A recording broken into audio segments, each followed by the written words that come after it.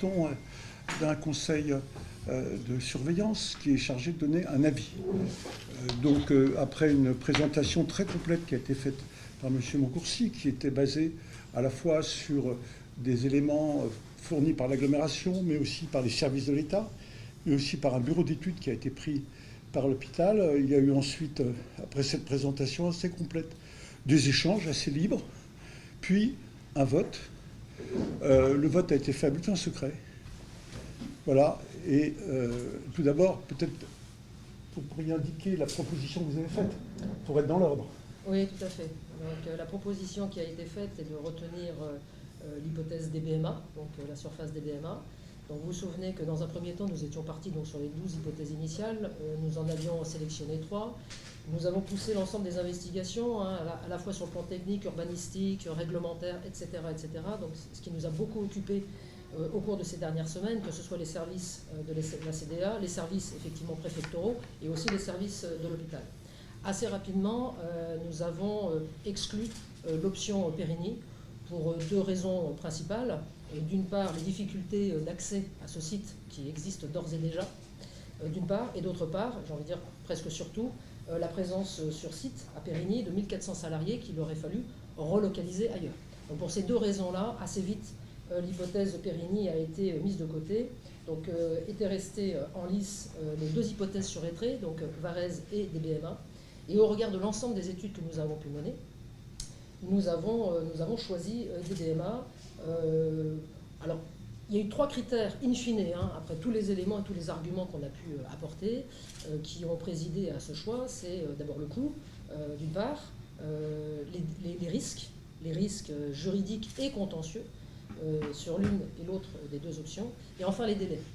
Donc sur les coûts, le constat que nous avons pu faire, hein, en toute objectivité, c'est que nous savons que l'option DBMA est une option plus coûteuse en termes d'acquisition que l'acquisition des terres de Varèse.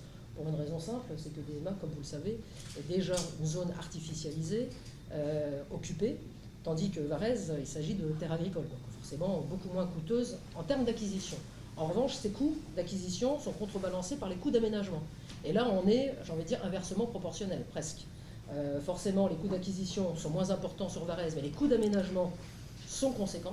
Donc, des coûts d'aménagement pour les collectivités territoriales, aménagement du pont, aménagement d'un échangeur, aménagement d'un axe routier pour accéder à la parcelle, mais aussi des coûts à la charge de l'hôpital en termes d'aménagement de la surface en tant que telle. Sur des BMA, les coûts d'aménagement sont beaucoup moindres, s'agissant d'une surface qui est déjà exploitée. Donc voilà, donc on a d'abord examiné cet aspect-là. Le deuxième aspect, ce sont les risques, et c'est un point qui est très important pour l'hôpital, les risques à la fois contentieux et juridiques. On suppute qu'il y aura potentiellement des contentieux de part et d'autre, de la part d'un certain nombre d'acteurs locaux. Le point de préoccupation pour l'hôpital est le risque juridique en lien avec la loi littorale concernant Varèse. Pourquoi ? Parce que la loi littorale nous impose d'éviter ce qu'on appelle le mitage urbain, ou autrement dit, la loi littorale nous impose d'avoir une continuité urbaine pour pouvoir effectivement exploiter et construire sur une terre. Et là, nous avons sur Varèse 2 barrières un peu étanches, d'une part la rocade, et d'autre part au sud de la surface, une voie de chemin de fer. Donc ce sont des éléments qui pourraient être appréciés de façon péjorative à l'occasion d'un recours devant un juge, qui pourrait considérer que ces 2 frontières un peu naturelles, justement, ne permettent pas une continuité urbaine et donc ne nous permettent pas d'être en conformité avec les exigences de la loi littorale.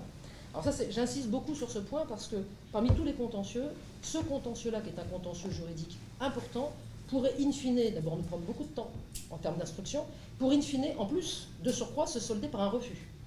Donc des délais plus potentiellement un refus, c'est un risque que l'hôpital ne veut pas prendre, parce qu'il est trop important. Alors aujourd'hui, quand on questionne les services de la CDA, quand on questionne les services de la préfecture, quand on questionne des experts juridiques et urbanistiques, ce que nous avons fait pour essayer d'avoir une tendance, un juge en situation, comment pourrait-il se positionner compte tenu au regard de la conformité de cette zone de Varèse par rapport à la loi littorale, mais précisément, nous n'avons pas de réponse ni dans un sens ni dans l'autre. Donc ça veut dire que le juge, c'est en situation, à l'occasion d'un recours, qui serait amené à se positionner, et nous n'aurons jamais, en tout cas aujourd'hui, nous n'avons aucun élément qui nous permette de dire ce sera plutôt oui ou ce sera plutôt non. Et ce risque-là, nous ne voulons pas le prendre. Nous ne voulons pas le prendre parce que ça prendra du temps et que, in fine, si le juge nous disait non, ça veut dire qu'on aurait perdu 2, 3, 4, peut-être 5 ans pour, in fine, revenir à la case départ. Donc ça, c'est un point important, l'analyse des risques. Et enfin, troisième critère, les délais. Donc, nous sommes pressés, nous avons besoin de ce nouvel équipement. Ce projet a déjà maintenant une certaine antériorité. Nous ne voulons plus perdre de temps. Les délais, ils sont à mettre en lien avec les possibles contentieux. Les contentieux avec des riverains, des associations, et puis les contentieux juridiques dont je viens de parler. Là aussi, ces contentieux risquent de générer des délais. Ces délais-là, nous ne voulons pas les supporter outre mesure. Nous voulons essayer d'aller le plus vite possible. Donc quand vous combinez l'ensemble de ces critères, il nous a semblé effectivement, in fine, plus pertinent et surtout plus raisonnable de retenir donc l'hypothèse de DBMA. J'ai essayé de vous le résumer de façon extrêmement synthétique. Mais vous l'avez fort bien fait, madame. Je vous remercie, monsieur le Voilà. président. Non, vous l'avez fort bien fait. Un mot sur la loi climat et résilience également. La position de l'État a été très claire dès le départ. S'il y a possibilité d'aller sur des terres non agricoles, c'était dans le courrier de l'ARS du mois d'octobre, il était préférable d'aller sur des terres non agricoles. La position de la région, qui est un acteur important, puisque la région est à la tête à la fois de l'établissement public foncier, susceptible d'intervenir, si l'hôpital le souhaite, mais également du schéma d'aménagement qu'on appelle le SRADET. Je rappelle que la loi ZAN, et je parle sous l'autorité d'Antoine, donne aux régions cette capacité. La région est très clairement favorable, et ce n'est pas sur ce dossier-là en particulier, mais en général, privilégie tous les terrains artificialisés de manière très claire. La position de l'agglomération n'a pas voté.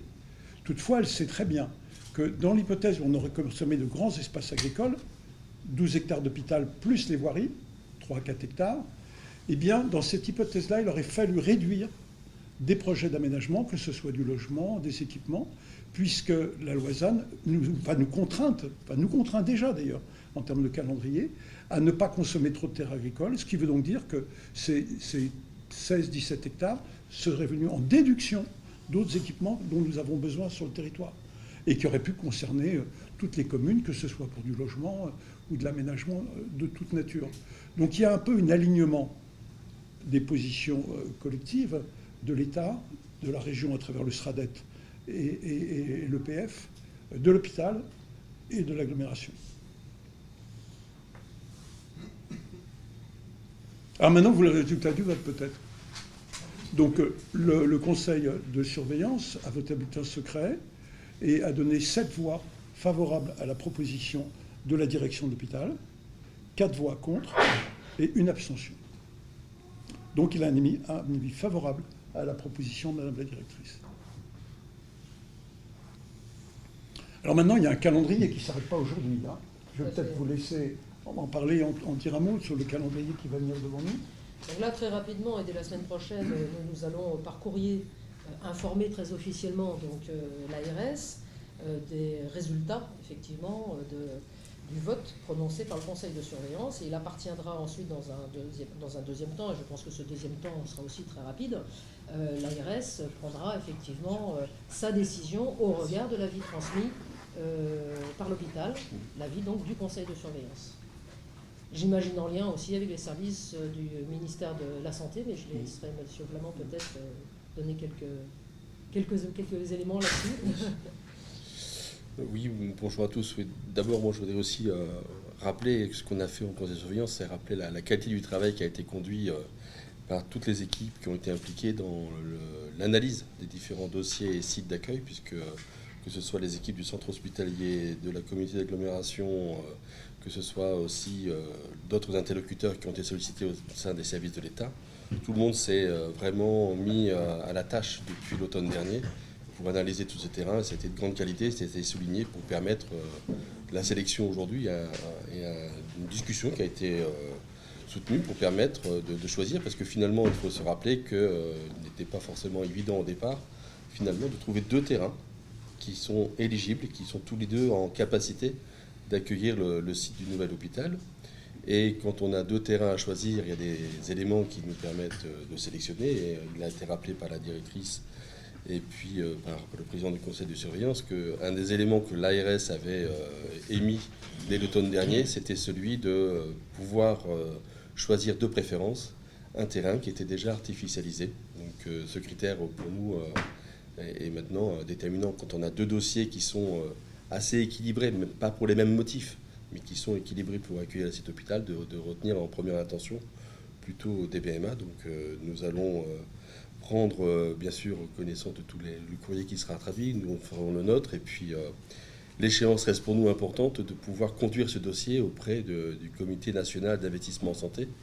Et l'ambition était bien celle de pouvoir présenter le dossier complet terrain et première estimation financière et bâtimentaire et projet médical pour cet été. Donc le but est de présenter au Comité national d'investissement en santé à Paris le dossier de nouvel hôpital pour le mois de juillet prochain. Donc on a un rythme de travail encore soutenu qui nous attend dans les prochaines semaines et prochains mois, et puis je dirais aussi pour les prochaines années.